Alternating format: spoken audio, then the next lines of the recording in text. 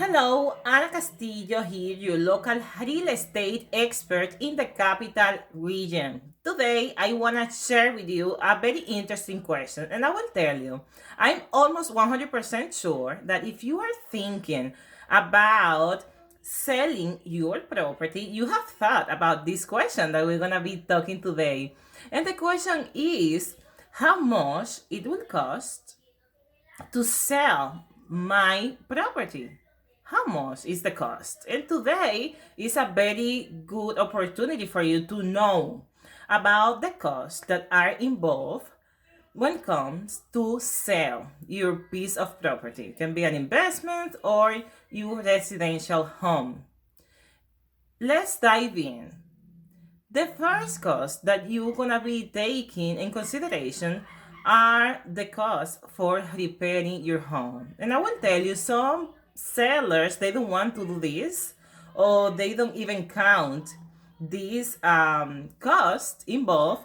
But I will tell you, I highly suggest that you do it. Usually it's like 1% of the price of the property. Let's say if you have a home for 300,000 and 1% will be like 3,000. Obviously, it's gonna depend on the condition of the home. There is homes in here in Albany, in the capital region, that you may have that very good condition. You don't need to do anything or too little, but there is another ones that you maybe can be spending some money, like 3,000 or even more.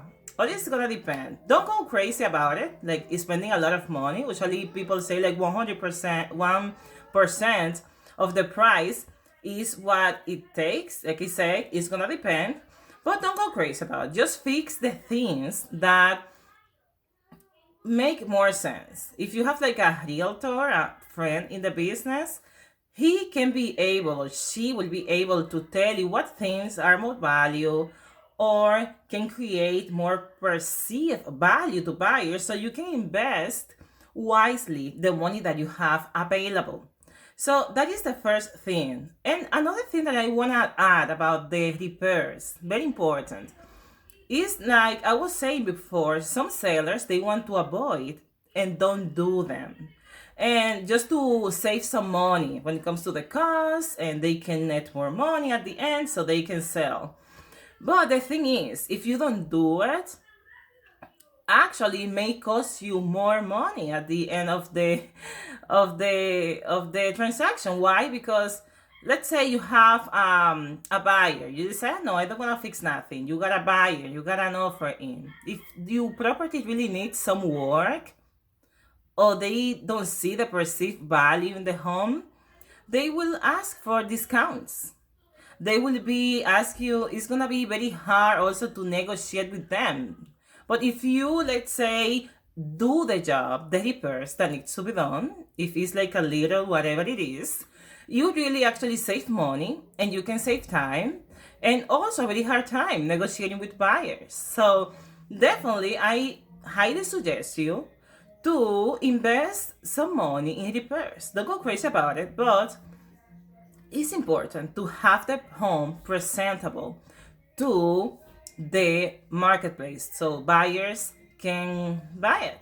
And the other cost that you have to take in consideration is transfer taxes. Here in New York, no, this don't apply to New York City. New York City is totally different. But New York in general, if you have a home for 300,000, same case scenario, you're gonna be paying a 1,200 because you have to pay it for every thousand $4. So 300,000, you have $4 for every thousand.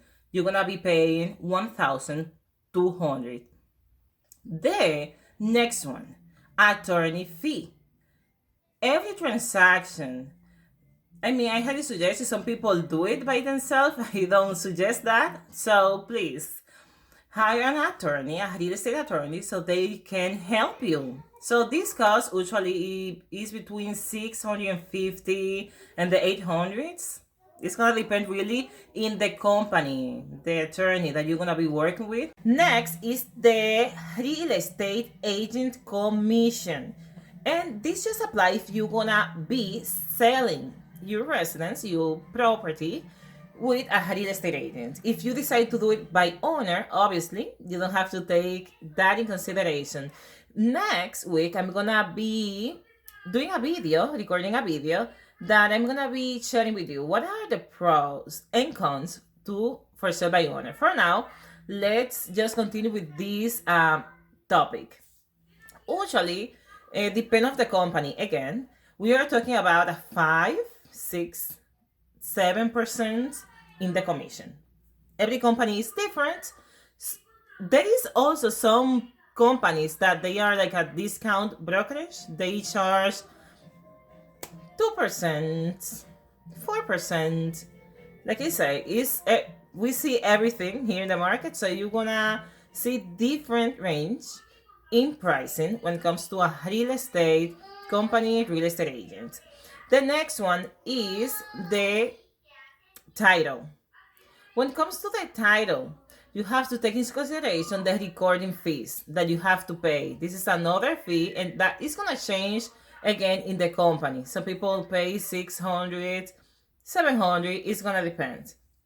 Existing liens in the property. If you have a mortgage that you haven't paid off 100%, you will have at time of the closing, you have to pay off that debt that you have, and also any other liens. If you have maybe a lien with the for the taxes because you didn't, like, for years. I have clients like have like 3 years without paying the taxes, school and town, so they have obviously to pay that back because they have a lien. So you have to take that in consideration with the cost. The last cost that we have is seller concession, and the seller concession is the credit that the seller gives to the buyer so they can buy the property. Usually the percentage is going to be determined by the lender. Usually 5, we have like 3, 6%. It's going to depend really. And like I said before, it's going to be determined by the lender. In every video, I like to just to give like some considerations and important points, like points of action. So now you have it. You know everything that you need to know when it comes to the cost to sell your property. You know now that you need to take consideration that it bears 1% the seller concession. You have the transfer taxes. You have the agent commission, attorney's fees, recording fees, existing liens, and you have to take all of this in consideration so you can see how much you're gonna be netting at closing. I was mentioned before about selling with an agent, or maybe you doing it as for sale by owner. If you have like a plenty of time, might be an option. If you have like a friend that can guide you aside, even if you are not hiding them as agent yet, will help, because at the end of the day, we are talking about the cost. But let's really think deeply. When we are talking about cost, I want you to think not just about the financial cost, but also about the time, also about the information, and also about the money. It's not about just the money, but it's money, it's time, it's knowledge, and everything is gonna affect in the outcome that you're gonna be getting when it comes to sell your property.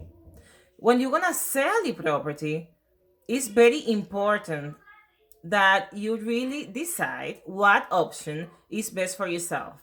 Even when you're gonna be like hiring a professional, might seem slightly like expensive at upfront, but really can save you a lot of money, because the negotiation, the expertise, the knowledge, the marketing, how they have the capacity to, before problems comes, they can see more because they have experience. They know how to really avoid you hard negotiations, and also avoid some problems that we face.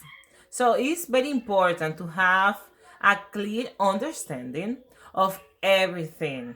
Of course, we are in a seller's market. There is a lot of people that they like to do it like that as a for sale by owner, but that is a topic for another video. In the next week, we're gonna be talking about how you can be selling for a sale by owner versus like with a real estate agent. What are the pros and cons in every one of them? So if you want to know more about real estate locally here in our market, Albany, New York, the capital region, Troy, Schenectady, yeah, please subscribe and like so you can continue see just more information like this one. I see you in the next video. Bye bye.